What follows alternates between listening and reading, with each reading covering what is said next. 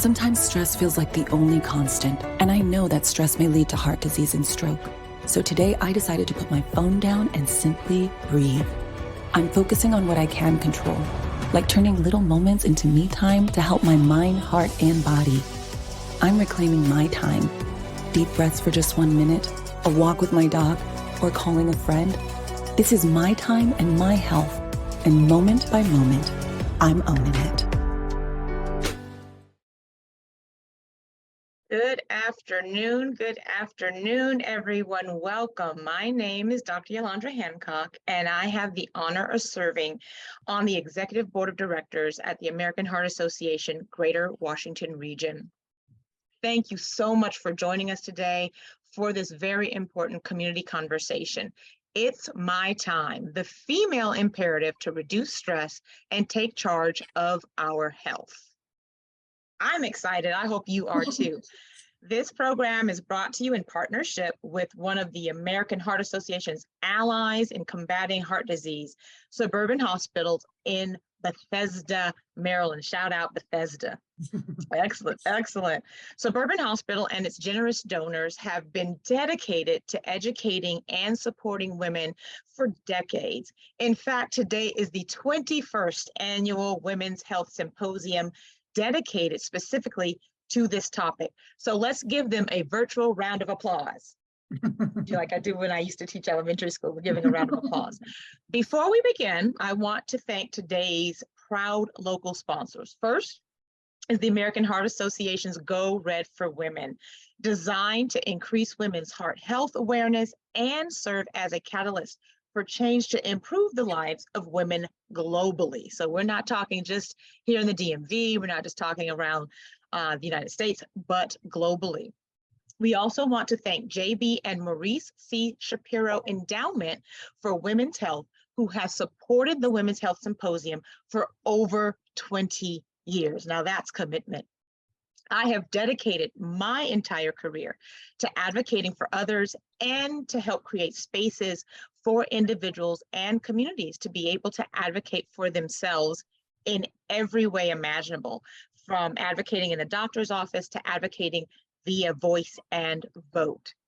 While we often think about advocacy as something that takes place on Capitol Hill or in Annapolis, it actually starts with each of us every single day.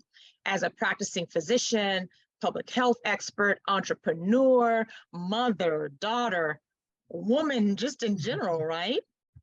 I wear many hats.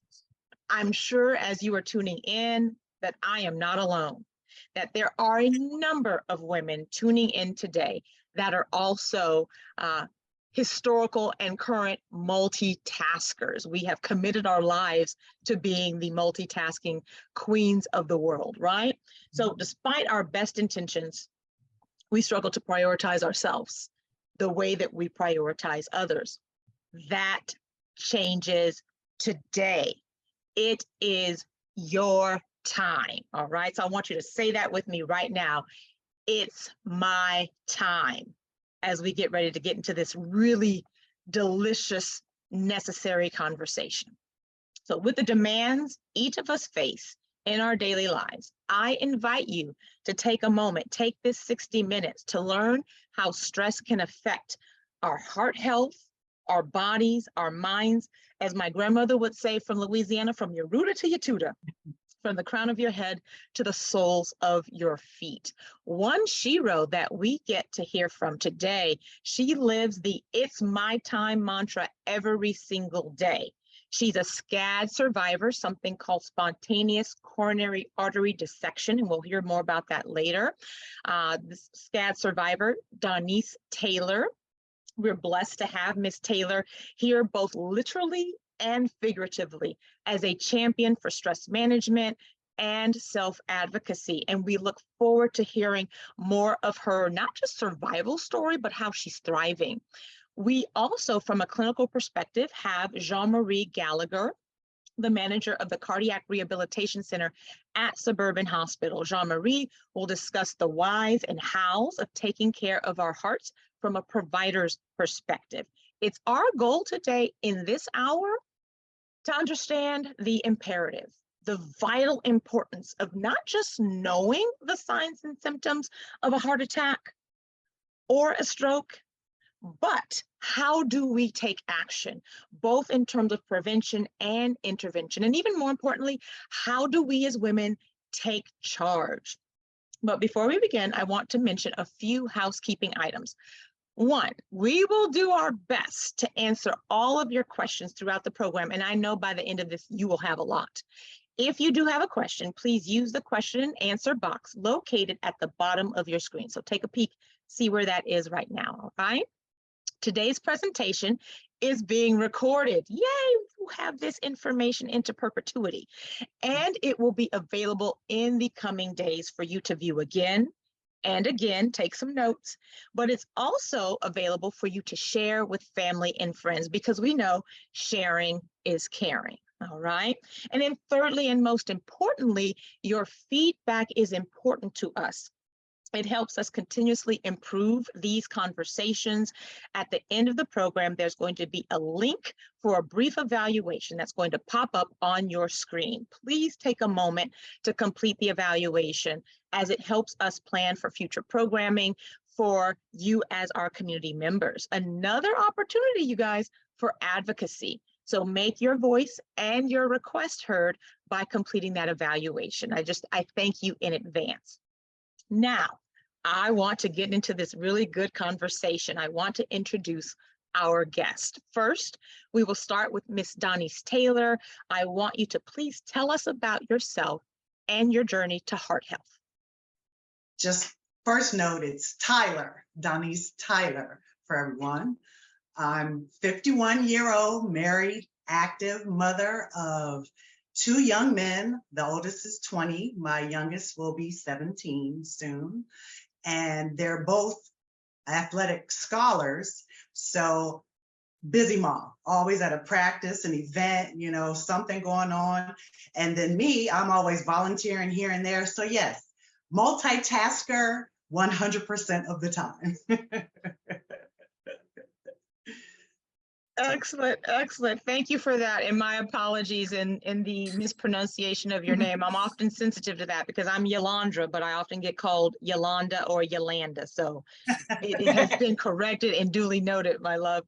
Now, Ms. Jean-Marie Gallagher, please, as the manager of the Cardiac Rehabilitation Center at Suburban Hospital, please tell us about yourself and your role at Suburban Hospital. Yes. So myself, I have a heart disease that runs in my family. So my dad's dad died at the age of 47. I'm 48 myself now. So, you know, take that into, heavy consideration, and always conversations that I've had for years with physicians. So this is something that runs in my family. I'm an athlete myself, ran cross country, track and field, high school and college. So this is something that I was very passionate about. Got into the field back in Louisiana, actually, running red beans and road race is where I started. So that's, where I came in. But yes, I've been working in this for 22 years. So I've seen a widespread throughout the years. But one of the things we have seen in the past few years is an increase in females in our program, and also an increase in younger people in our programs. So that's something to take note of. Absolutely, and we'll definitely delve into that further. I love the Louisiana connection. That's my original home state. So for both of you, we are here in this space to talk about really focusing on stress. If each of you could share with us from your individual perspectives, how does stress affect your heart health? I'll kick things off. Yeah. For me, being busy, I always thought I had everything under control because time management, that was my focus. I was always scheduling and, making sure I accomplished and did everything I needed to do. But then less than 5 months ago, my body told me, wait a minute, young lady, you're not handling this too well. And that was when I experienced the SCAD heart attack on October the 5th. It was a very busy day. It shows up on my Google Maps. It says very, busiest day of the month was October 5th. I just had a lot going on and a lot of things happening, both personally as well as professionally at work. It was a very busy time for me at work. And I had just told my coworker, I was like, everything is good. I'm managing everything fine. I said, I just keep telling myself, I'm going to learn something from this. I'm going to learn something from, all of the things that I had on my plate. And sure enough, I learned that I really needed to step away and take time and focus on me and make sure that I was meditating and doing what I needed to do to get through my day. So I did learn something. Not only did I learn that I needed to do that, but I learned about SCAD, spontaneous coronary artery dissection. Thank you so much for that, Ms. Tyler. And I look forward, the audience and myself, we will be able to hear a lot more about what I consider to be your testimony. Ms. Gallagher, let us know the relationship for you from a clinical perspective in terms of stress and heart health. It isn't recognized as a national risk factor for heart disease, but we always have. We've been here at Suburban for 40 years, and since the beginning of our program, we've had a counselor as part of our program because we know that this is very prevalent in our population. And not only SCAD, but also we see stress-induced cardiomyopathies. So things that are just caused by stress responses. No one in this day and age can say they don't have stress. Especially after the past few years. And I think that has only escalated cardiac. I've never seen volumes like they are today. We are the busiest we've been. And despite how hard we work, we can never catch up to it. So that's something that it's definitely being, and that's why we're seeing also a much younger population. We're all doing a million things, and especially these past few years, you were being the teacher, you were being, trying to work at the same time and trying to do it all. And one of the things we heard kind of consistently is that there was no more business etiquette. It was like you were getting called at 8 o'clock at night on Sunday. Yeah, you're working from home, so you're working. There was no time frame or limitation. And I think our accessibility has changed that too as well. Having the ability to reach everybody by a cell phone, you never really turn off work. So, and that's something that you have to take the effort to do so, to take care of yourself. Those are such excellent points. I had one quick follow-up question for you. You mentioned that stress is not one of the risk factors, and we'll definitely talk about risk factors later on. What do you think it will take for stress to be considered an identified risk factor in terms of cardiovascular health? A lot more research. Yeah, I mean, that's always what drives it. And it takes, it takes time, a lot of years of research before it becomes something. But yeah, and we need to find more markers, more things that, are correlated with it too as well. But it's going to take more research for sure. Absolutely. So quick shameless plug for funding for the American Heart Association. That is what we do. But thank you. Yeah. Thank you for that response, because data drives decision making. Yes. Data drives all of the information that we have available. And the American Heart Association prides itself in being at the forefront of cardiovascular related research so that we can include stress as one of those key risk factors. We've teased it a little bit, Ms. Tyler, but I want you to take us through what you experienced back in October. I've heard your sharing on the news here locally, and I thank you for your transparency. I can't wait for everyone else to hear it. Yes, so October 5th, whoo, the day I will never forget. My life changed such that I don't have this rise and grind mentality that a lot of us have nowadays. We just always on the go, always trying to get as much done as we possibly can get done. But I had a very stressful time at work the month of September, fiscal year. I work in contracts. And so it was, very demanding. I was moving from one contract to the other, so I had a lot going on. And I, literally had said to others that, it's fine, people prioritize and schedule the things that they need to do. But within that, I forgot to schedule and prioritize time for me. I was accomplishing and getting everything done for everyone else, for everybody else, but I wasn't taking that time for myself. And on October 5th, I was at a Mothers Club meeting, which is very similar to the PTA at my son's high school. Everything was going well. We served dinner and drinks at the meeting. And so we had spaghetti, we had, some wine, and we also had sodas and water. Throughout the entire time at the meeting, I was drinking a bottled water. And I was looking around at everybody. I was like, how are you all drinking this water? I was like, this water is disgusting. It was just extremely salty to me. Every sip that I took just tasted like I was drinking beach water. So I had a pretty long drive home from the meeting. So I got up and I grabbed a Diet Coke and I took a few sips of Diet Coke as everybody, was gathering their things and fellowshipping before we left the meeting. All of a sudden I grabbed my chest and I said, oh my gosh. I said, what was that? I said, I hope I'm not having a heart attack. That came out of my mouth. I had never said that before, but it came out of my mouth that evening. But of course, I chalked it up to, okay, tomato based, I had some wine. I just drank some caffeine. I was like, oh, this is gas. This must be gas. So I just continued to get my stuff. But then I started feeling lightheaded. And, I was like, oh my goodness, I think I need to sit down. And the other moms that were still there, they came over and they started checking on me and they felt me and they were like, oh goodness, she's burning up. Oh my gosh, she's feeling clammy. And at that time they said, oh, we need to call 911. 911. I said, oh, wait a minute. I ain't got time for 911. Ain't nobody calling 911 because I had things to do. I still had things I had to do that evening. But fortunately, one of the moms is a nurse practitioner, and someone mentioned to her that the water was tasting extremely salty to me. And it was from that. She said, you going to the ER. And so two of the moms drove me to the ER, and that's where I found out that I experienced a SCAD heart attack. They took me through all sorts of tests to figure out what caused it. No clogged arteries, no cholesterol issues, no underlying conditions, no family history of heart disease.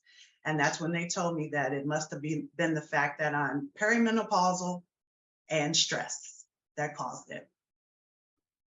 Wow. I feel blessed that we have you here in this space to share that powerful testimony. As I hear you talk, I can't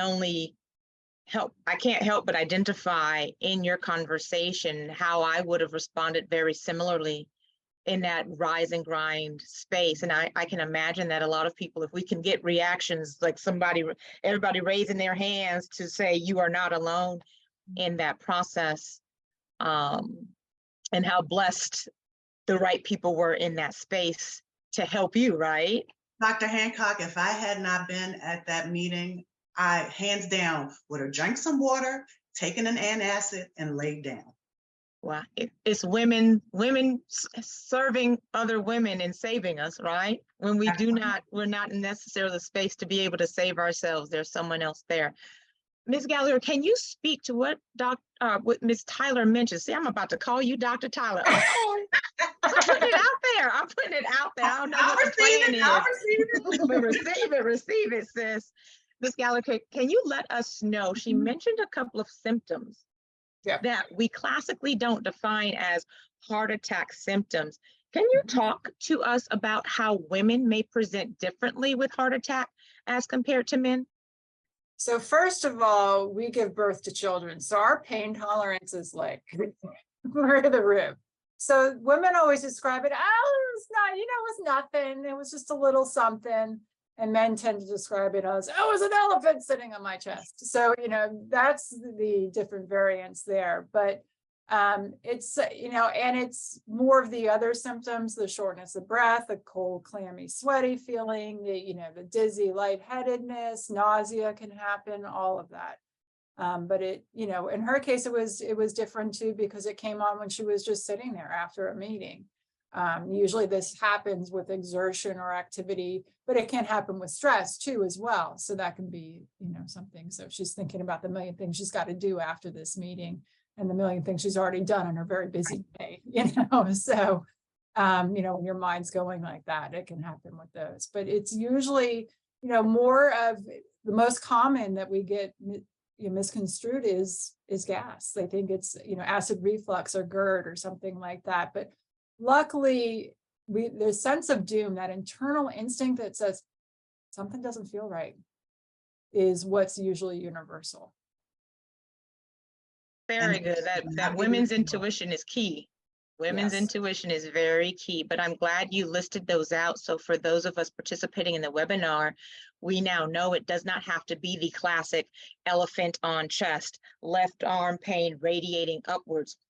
It can be, I think I just have some gas, or my Diet Coke doesn't taste right. So being in tune with your body in the way that about to be Miss Dr. Tyler, and the way that Miss Tyler was, is part of identifying that this is our time. Because when we recognize that this is our time, this is our body, and we listen to it, I'm going to give you a follow-up question, Ms. Gallagher, in terms of the difference between a spontaneous coronary artery dissection related heart attack and sort of your classic heart attack. What is the difference? So in the spontaneous coronary artery dissection, it's the inner layer of the artery that actually has a small tear, and that tear can flap open and cause a blockage. But that tear, there's multiple things. She brought up several of them, and just being like perimenopausal, postmenopausal, those things, stress. There's also some other markers that are involved with it, but we've had people post-pregnancy have had it too as well, and we've had several that are either peri or postmenopausal that have had it. So it's but it's usually, we've seen it in women. And we're getting some good questions, and some of them, because of the context of our conversation, I want to slide them in a little bit early. There was the mention of the salty taste. Is that a usual symptom that we have with cardiovascular events? No, I've asked cardiologists that question, and they said they've never seen it. In my 22 years, I've never heard it, but it's what Denise felt. So it's something that and obviously that nurse practitioner had seen it. So it's not a common one though. Thank you so much. One of the next questions I want to ask about is something that you guys have brought up already. Based on gender, who is more impacted by cardiovascular disease and why? And I'll open that up to both. Yeah. So we talked about this a little bit before. Women are more fatal, unfortunately, with cardiovascular disease.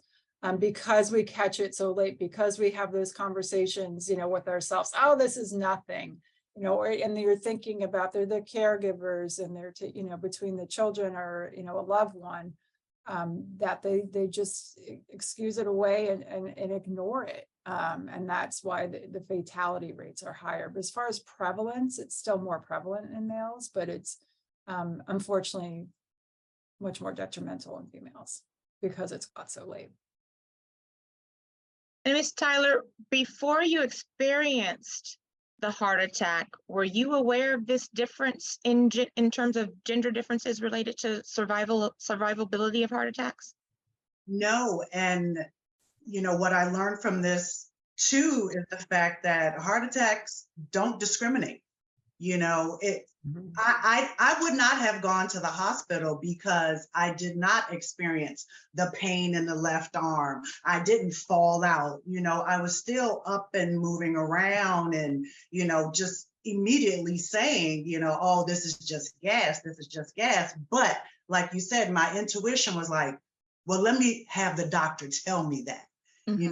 Let me wait and have the doctor say, Ms. Tyler, you're just, experiencing some gas or whatever. But no, no one in my family has ever had any underlying conditions or heart attacks or heart disease or anything. Now, I will say I do experience stress-induced high blood pressure. So I do, take low-grade medication for my pressure, but never in a million years would I have said, oh yeah, I think this is a heart attack. Let me go. Let me go to the hospital, because I had been focusing on working out. I had been, following an optimal health and wellness plan. I was losing weight. I was doing all of the things, that I thought I needed to do to prevent something like this from happening. Who knew that it would be caused by stress? Absolutely. And I think also to touch upon sort of the sudden onset of symptoms, I don't want anyone out there thinking that because this is the lunch hour, right? And you're eating that spaghetti, all of a sudden you get a little heartburn. You're like, is this it? Right. It's that sudden onset, and it's sort of that combination of symptoms. You had a change in taste. You were clammy and sweaty.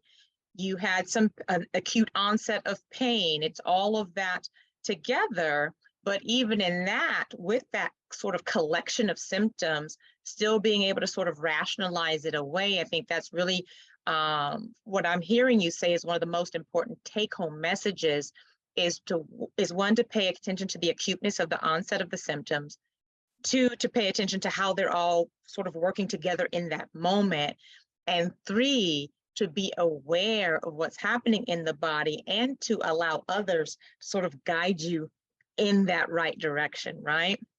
Don't ignore it. Don't ignore it. Absolutely. Don't ignore you. Stop ignoring you is one of those take-home messages as well. Now, in addition to gender differences, we also know that there are racial differences among women as it relates to cardiovascular disease. Can we talk about that a little bit, particularly for you, Ms. Gallagher, as you're working in the cardiac rehab space? You mentioned seeing these gender differences. I've heard you even talking about younger people showing up. Can you talk about some of the racial demographics associated with cardiovascular disease that we should be aware of? Yeah, definitely. In the African American population, it is the most prevalent with hypertension, most prevalent with coronary artery disease. So it's something that, is definitely, we're trying to get the bias out of that and making sure the access to care and that they're getting the appropriate follow-ups and doing what they need to do to prevent these issues. But yeah, definitely it's heavily, on the African American population, especially. Right. And Ms. Tyler, one of the things that I often talk about, being an African American woman myself, is this whole notion of sort of us being superheroes, putting our capes on. How do you feel that being a Black woman facilitated the development of the heart attack? Oh, I'm definitely a strong woman, definitely, I can handle it, I got it, independent, always on the go, doing things, so I know that is what contributed to my stress on top of the work-related stress and everything that I had going on. So to hear that it's more prevalent in an African-American community, I totally agree. I totally agree, because that's me all day. All day. She is me, right? Right. Absolutely. Very good. Very good. Before we get into questions, I wanted to give you both an opportunity to share advice for those who are tuning in. What are the pieces of advice that you would share, both in terms of your personal experience, but also in terms of your professional experience for our listeners today? And I'll start with Ms. Tyler. Dr. Tyler. Two things I definitely want to impress upon everyone, and that is to make sure you are taking time for yourself. If there's one thing I make sure that I do now, I set aside at least an hour every morning to do some sort of meditation or, just time to get into a positive frame of mind before I start my day. I can totally say that, I would wake up every morning like, okay, what do I have to do? All right, I gotta make sure I do this, I gotta do this. So now I don't wake up, hurried and rushed anymore. I wake up and make sure I get into a positive frame of mind and, so I don't start my day stressed. But because spontaneous coronary artery dissection actually heals itself. I did not have any surgery. I didn't have a stent put in. I didn't have the doctor telling me what to do or not to do to prevent it from happening again. I am currently suffering from PTSD. So with that, I, want to impress upon everyone the importance of your mental health. And if you do experience any sort of trauma, heart event, make sure you are talking with someone to make sure you are in the right frame of mind. Jean Marie will let you know, I'm like, oh, I'm freaking out. Should I work out on my own? I'm not sure if I should do that yet, but I'm slowly, getting back into that and, speaking to counselors and things of that nature to actually work through the PTSD that I am suffering from. So meditate, take time for yourself, and definitely talk to someone to make sure your mental health is intact. All important. That's incredible, both just in terms of your level of transparency about the post-recovery period. We don't often acknowledge the stress associated with the recovery period and the true PTSD that you experience after Ms. Gallagher gives her advice. What I want you to do next is actually, because we have an opportunity to hear from someone who's gone through the cardiac rehab program, if you could share with us that experience as well after we hear from Ms. Gallagher in terms of advice. Yeah, I think everybody needs to have this in their tool belt as far as stress management techniques, because we all have to deal with stress, and at certain times of our lives that it's higher and certain times that it's lower. And it's something that we always have to have there. When we were in the middle of the pandemic, I was in the middle of an MBA program that was accelerated 18 months long, walking the floors, seeing death on a daily basis. I had to pull those tools out of my tool belt to survive. And, it's getting the right sleep, making sure you're taking time for yourself, making sure you're getting exercise, but not beating yourself up if you're not getting the normal volume of exercise that you normally do. Making sure that you're doing a balanced exercise routine, not just always running and going, but also doing things like yoga or Tai Chi or, other forms of exercise that kind of work with that mind-body connection. So it's doing all those things for yourself, but having those tools and understanding what stress is, how your body reacts to it, and how you can, work against those reactions and mitigate, and make them more a positive response.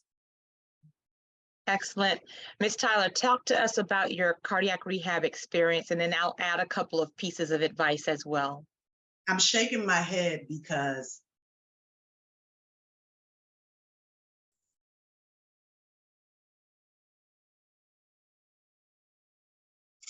Take your time. Yeah, no, it's very normal. This is, it's, and especially when we're younger and the type of, events that she's had, it's very common. And I can't tell you how many of them approached me and said, thank you for having that element as part of the program, because it's something that, they're at the prime of their lives. They're taking care of their kids that are thriving and going, and they're at the peak of their careers. It's scary. It's scary. Had it not been for cardiac rehab and the ability for me to, do activity and work out, knowing that someone is monitoring me and is there if anything, happens, that it was such a relief. And there were several times when I was working out and I would feel something. And I would look over at the technician and I'm like, okay, if she's not freaking out, I'm not going to freak out. But had I been doing, working out at home, when I think I can now feel when my heart skips a beat, I can feel that, because I'm so in tune to my body now that any little thing that I feel, I'm like, oh my gosh, what is that? Am I doing something wrong? But cardiac rehab has definitely helped me to kind of level out and understand where I need to be right now. If I'm working out too much, I check my heart rate and then I bring it back down. It's educating me on what I need to know, on my road back to 100%. And because I've been going to cardiac rehab, I know that getting back to 100% is possible.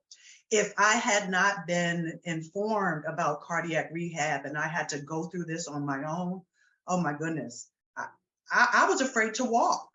I was afraid to walk because I didn't want to do anything or overexert myself, to make it happen again, because I don't really know what to do to prevent it from happening again.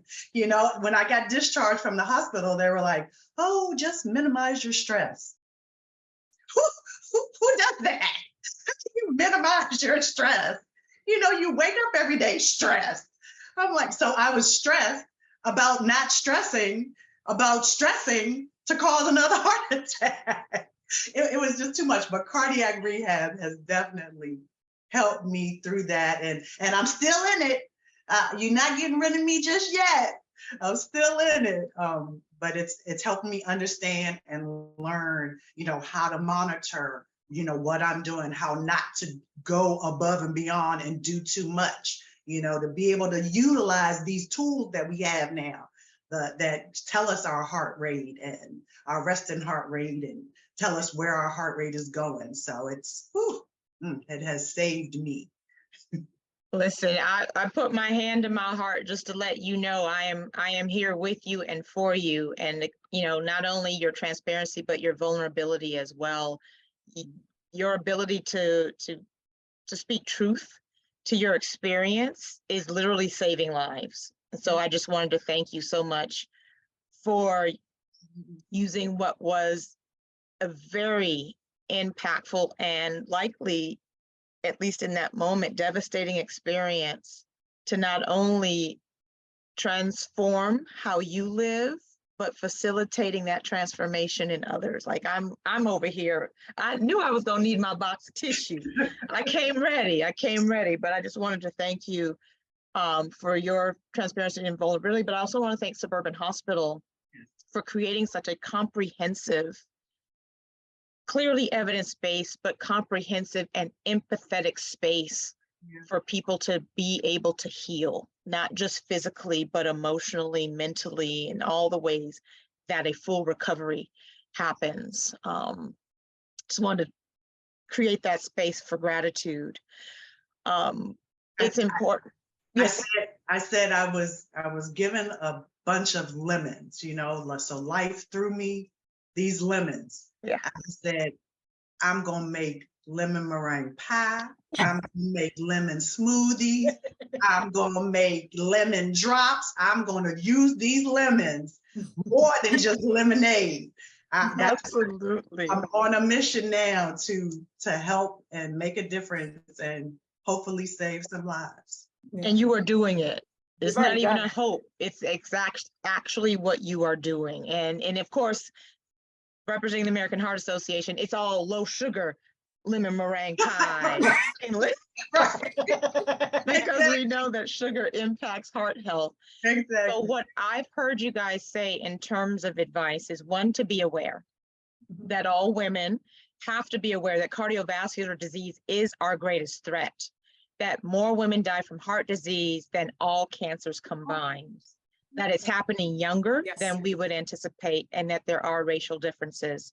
The second thing I heard you guys say, really based on Ms. Tyler's testimony, is to make sure that everyone else is aware, for us as women and for every single woman and girl in our lives, so that we collectively know that heart health, or our heart health, is important to protect, because heart disease is our biggest killer. The third thing that I heard you guys talk about is the importance of the mind, body, heart connection. That our mental well-being plays a critical role in our physical health, particularly our heart health. And that's certainly where the American Heart Association provides such amazing resources with our Go Red for Women initiative. The other thing that I heard you guys mention is taking action. One of the things that we know is that with spontaneous coronary artery dissection related heart attacks, it's not necessarily cholesterol and all those things. It's more related to stress and some of the other risk factors, but it's important in this advice to know to take action. The first is knowing our numbers, making sure that we know, to Ms. Tyler's point, what our family history is, to know whether or not we are at increased risk, to make sure that we know our blood pressure, whether or not we have white coat hypertension, and maybe the best thing to do is to take our blood pressure at home, to know our BMI, paying attention to our lipid panel for those of us who have a family or personal history of heart disease, not just total cholesterol. We always like to make sure you know your LDL, the one you want it low, the HDL, the one you want high, your triglycerides, all of those things. And we definitely have more information for you in terms of knowing those numbers at goredforwomen.org. The other thing we want to make sure we pay attention to Ms. Tyler's point and to Ms. Gallagher's point, stress level. I equate stress on a scale of 1 to 10. 10 is your stress is so out of whack that like your body's literally yelling at you. Your heart, shoulders are up to your ears. You can feel your blood pressures elevated even without having to take it. So having some sort of system to identify where you are in terms of your stress, because all of us have different stressors. And all of us have different triggers in terms of what will take our stress from a 1 to a 10. So paying attention to that, making today the day you decide, how will I rate my stress? And then based on how I rate it, how am I going to take action? Those are the things that I want us to really pay attention to. And then thirdly, advocating. Making sure that we recognize that there are significant disparities related to heart disease, particularly for women of color, as we've talked about, not just in terms of cardiovascular disease, but in terms of access to quality care, representation and research, and in terms of bystander CPR. And I want to commend Suburban Hospital for their commitment to equity as they approach heart health. Now I want us to transition into being able to answer questions from our audience before we close out, all right?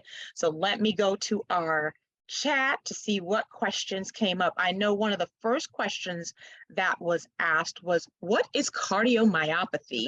Ms. Gallagher, can you address that? Yeah, so we've had several that have had stress-induced cardiomyopathy, or often called broken heart syndrome or Takotsubo syndrome. You've heard it as well.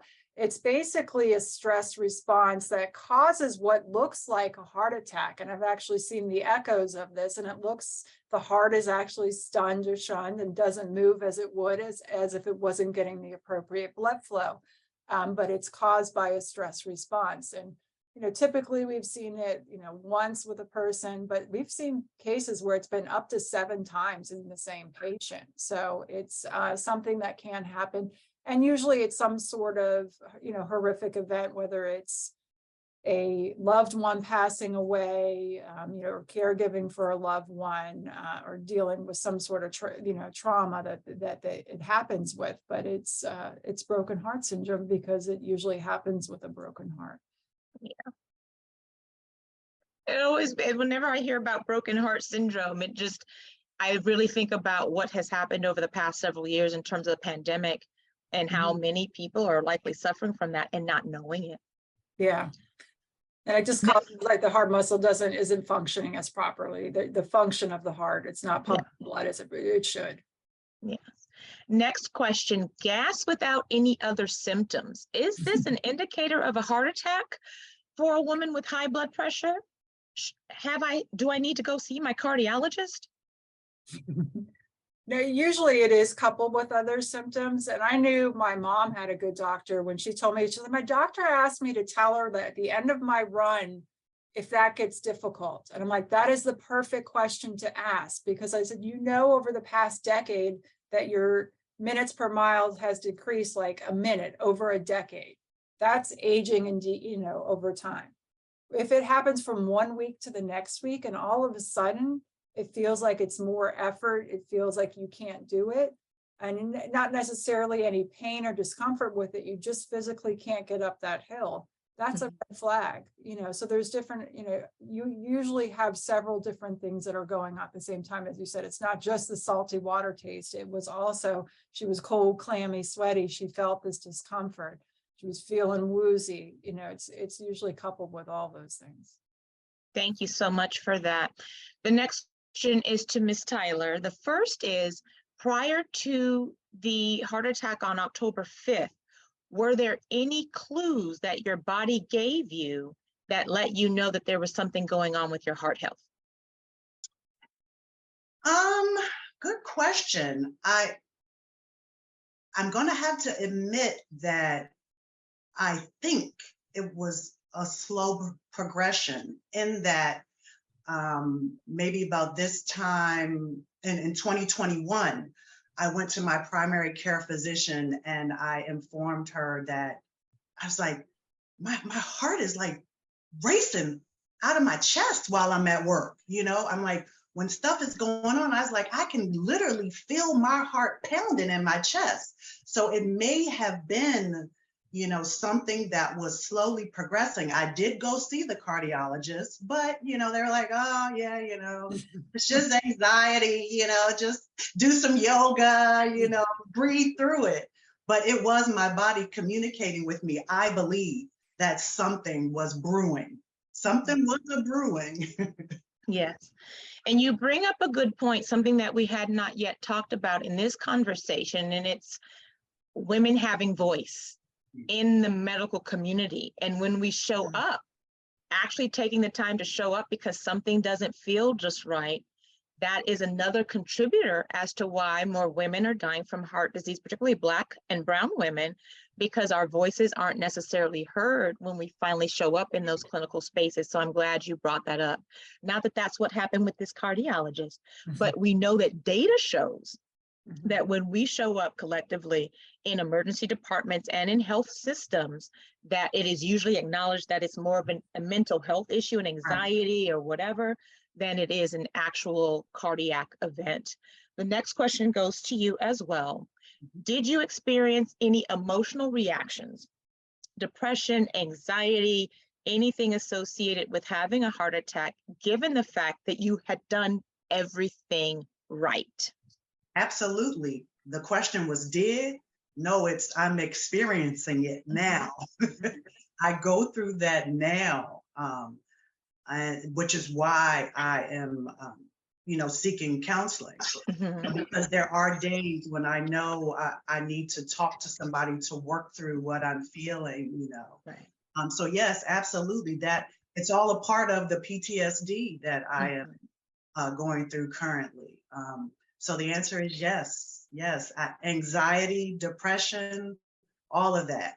I think I was experiencing a little bit of depression on Sunday, and it's like now I'm trying to really pay attention. I'm like, okay, am I tired? Do I just want to lay around? Or am I depressed? And I just try to look at things, and that's when I'll pull out my phone and go through the Insight Timer app and find, some sort of meditation or something for me to listen to, just to try to work myself out of it until I can talk to someone. That's the perfect segue into the next question. This is for both of you. What can we do to reduce stress? What are some of the tools that we need to put in our toolbox? And then at what point should we invite someone else involved to get involved when we've exhausted all of our tools? Step away from these things. Turn it off. It was your phone. If you missed it, yeah, she held up the phone. Yes. Waving it around.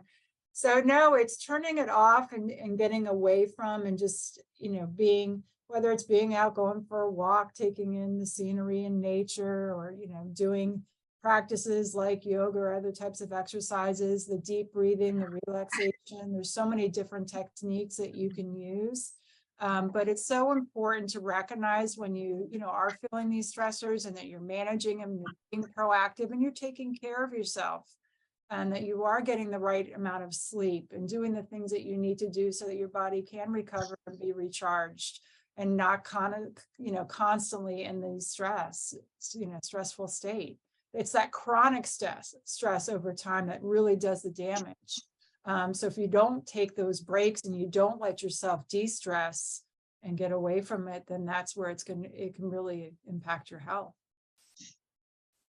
And if I may add, I know one thing that I always did, but I had to pull away from, and that was I always had the news on. I had the news on when I woke up in the morning. I had the news on, midday when I'm at lunch. I had the news on before I went to sleep.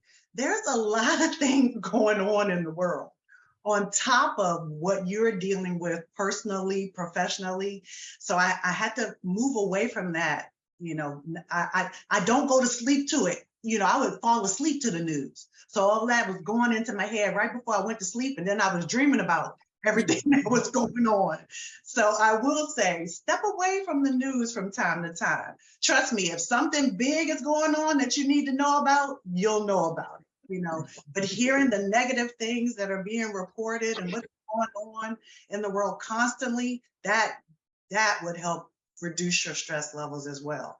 If you just, maybe pick one day a week that you listen to the news instead of listening to it every day. That you spoke a whole lot of truth in that statement. That and social media, right? Because it's the news and then the spin on news. Yes. Excellent. Thank you guys both so much. So next question. Ms. Gallagher, can you speak to the increase in volume of cardiac events in patients as it relates to COVID-19, as prior COVID-19 infections have been documented to have contributed to cardiovascular problems like heart attacks, strokes, et cetera? So it's a combination of things. People were not doing their normal preventative care. So, people have stepped away. So it's not only heart disease, but it's, the hospitals are just full overall all the time because people weren't doing their preventative stuff in care. So not having that regular follow-up and that routine touch with, your physicians and your clinicians is important. But also, research is going to tell over time. But this is something I talked about early on. I started seeing all these, young people coming in. I'm like, do we have a, straight correlation? And we need more research. This is very young, very fresh. But there are things like myocarditis and these inflammation type things that have occurred in these patient populations. And yes, I had several patients, especially early on before the vaccinations that had, so they had really full blown COVID. It was nothing to protect them from it. So it was much more damaging at that point. And we were seeing people that were, young, active, you would not expect to see in a cardiac rehab facility. And they had heart attacks. They had cardiac arrests. They had multiple things. And I imagine you see, I know in pediatrics, so I'm a pediatrician, and particularly for children who've had COVID, especially at the beginning of the pandemic, and how it's not only impacted their cardiac health, but how they're able to engage in physical activity, now having to see a cardiologist ahead of time, and then just how scary that has been for families. Talking about heart health, what question was asked, what is a good resting heart rate, number one, and then number two, what are the tests that we can do to assess our heart health outside of labs? Are there imaging tests? What should folks do to know how well their hearts are working for them? Know your family history. That's important too as well. So knowing if this, not only your family history, but if you don't know your family history, then you're ethnic, as far as the prevalence within your own ethnicity with heart disease. But, outside of that, the resting heart rate, 60 to 100 is what we consider normal. Under 60 is considered bradycardic or abnormal. But if you're an athlete and your heart rate of 50, 45, which I've been since I was a runner, then that's normal. So it's very individualized with that. You can't say for one person, but that's kind of the normal range is, typically 60, 80 more. If they're getting closer to 100, then usually we're kind of taking a closer look at it if that's where their resting marker is. But, other than that, they can do, get an EKG, echocardiogram when it's, the right time for that. There are scans, CT scans that you can have done to take a closer look to as well. But it's really knowing your body and the symptoms that are critical. Because I can't tell you how many people pass a stress test and then have bypassed a week later. So, it's the tests don't really tell it all. How you know your body is very important. Absolutely. I think that family history part of it is critical. I have in my family, my great-grandmother this month in 1973, several months before I was born, died of a massive heart attack. So I never had a chance to meet her. My grandmother has had several small heart attacks, and my mother had a mini stroke back in 2019. So cardiovascular disease is all up in my familial wheelhouse, right? And so I went and got a cardiac calcium scan just so that I would know what my coronary blood vessels, what the flow was, at least at baseline. Yeah. So that's definitely something that from, like, this is Yolanda talking, the patient, this is something that I did and recommended to my family so that they would have at least a sense outside of the labs in terms of where they are. This is our last question. I think probably for me, one of the most important questions to ask, given who we are in the space of. Miss Tyler, soon to be Dr. Tyler, what is the best way that we can support a family member living with heart disease? Ooh, goodness. I would say, definitely don't ignore them if they complain of feeling discomfort in their chest or saying they don't feel right. Really be in tune with your family members and listen to what it is they're telling you, because they know their body, they know what they're experiencing, they know if they're not feeling themselves, or please don't ignore them and tell them to go drink a ginger ale or something like that. If they're telling you that they don't feel too well, or they feel like something's off, either get them to the ER or make sure they schedule an appointment, so help them help themselves. I hope that was good. That was excellent. That was excellent. I think this past week on social media, one of the things that I posted was it's like 5 tips. My significant other had a cardiac event a couple of years ago, and just in sort of being that caregiver space, having better recognition of how he needed me to show up as opposed to how I wanted to show up, being a doctor and a Leo and type A alpha female, want to just take it all over. Again, doing all the things. And I think the most important, to your point, is just listening and actually hearing what the person is saying, as opposed to interpreting what the person is saying. Apparently, we have a bonus round of questions. One of the questions is are there any serum biomarkers for stress? No, not that I'm aware of, but yeah. I'll chime in because I get this question often. So I'm in addition to being a board certified pediatrician, I'm also a board certified obesity medicine specialist. And so often my patients are like, well, I think this might be stress related. And I'm like, part of it truly can be. So there are opportunities for you to get a cortisol. You have to be careful because cortisol changes throughout the day. So if you just get a spot cortisol, that's not necessarily going to give you much information. There are opportunities, especially if you use private labs. You can do a 24-hour urine collection to have cortisol measured.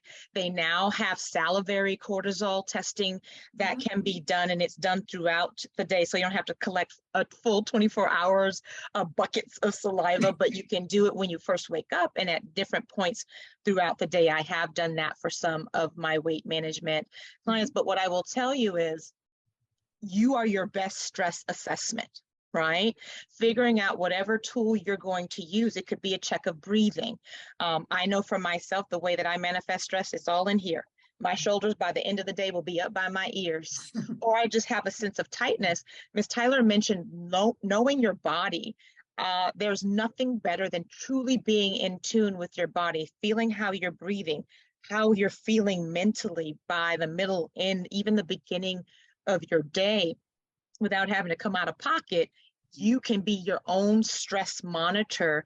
And if not, if you have children in your life or a significant other in your life, they can let you know where you are in terms of your stress, because it'll be a simple response. Yes.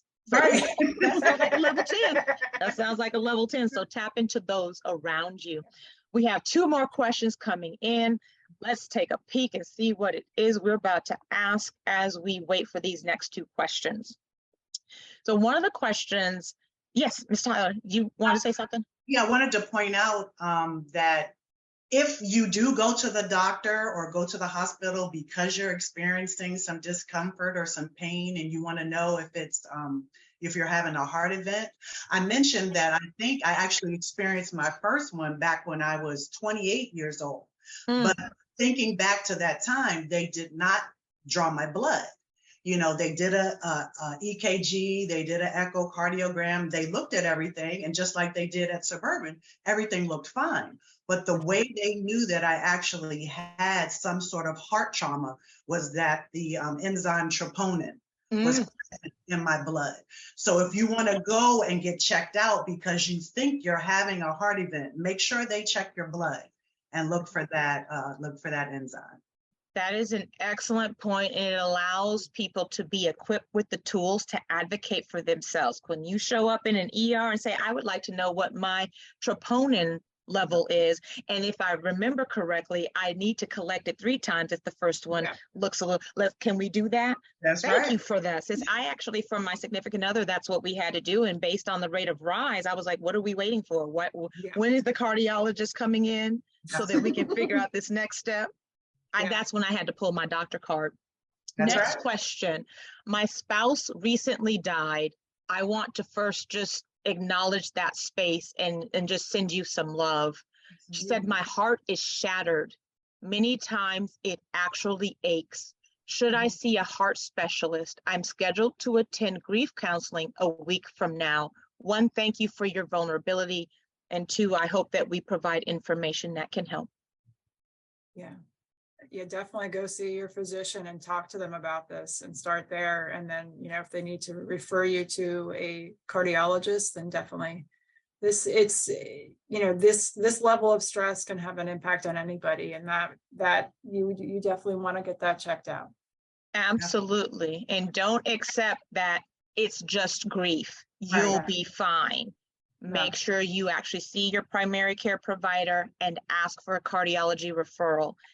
And particularly if you can find a cardiac physiologist, because they can really take a peek at the physiology of the heart.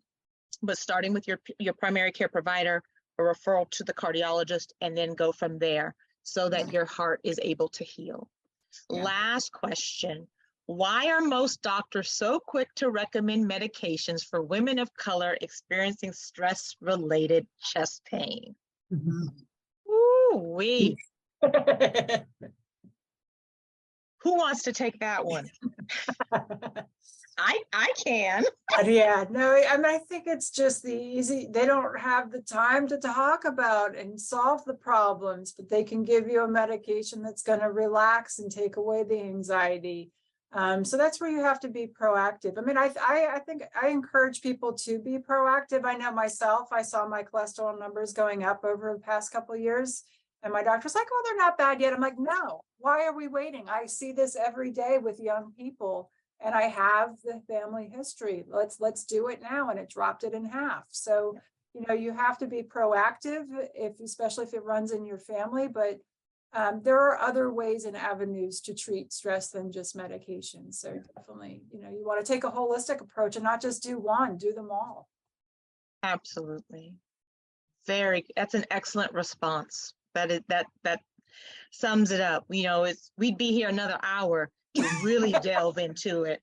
But part of the challenge is the system that's created that does not allow us, the training to tap into some of the other modalities for helping to heal the body. The second is the system has not been created for us to be able to spend the dedicated time that we need to talk through and just create space for you to be able for us to be able to listen to what's going on, and then to be able to provide advice outside of prescription.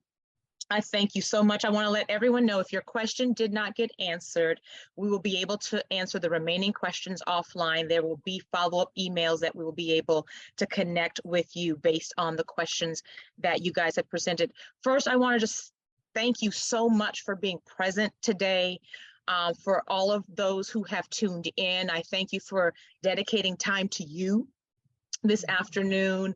I want to thank you so much for joining us. I want to also make sure that I thank our panelists, Ms./Dr. Tyler and Ms. Gallagher, for sharing your insights, your expertise. Before we close, I want to remind everyone to complete the evaluation, as the link should be appearing at the end of this webinar. I want to share a special project with you from the American Heart Association with Suburban and Sibley Hospitals, the Red Chair series. This series is a 4-part short conversational series with amazing practitioners that seek to inspire and inform women to be strong advocates for their health and well-being and the health and well-being of women and girls in their lives. You can stream it at dcgored.heart.org, and of course, find more information on stress reduction through It's My Time, because it is your time, presented by Johns Hopkins Medicine, National Capital Region.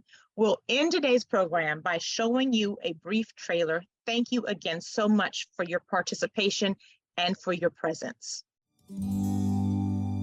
Hello, I'm Dr. Yolandra Hancock, a proud member of the American Heart Association, Greater Washington Region Board of Directors, and I am elated to be part of our Red Chair Series conversations, where we inform and empower women to be strong advocates for their health and well-being, and for the health and well-being of women and girls in their lives. Huge thanks to Johns Hopkins Medicine for their support of our Red Chair Series.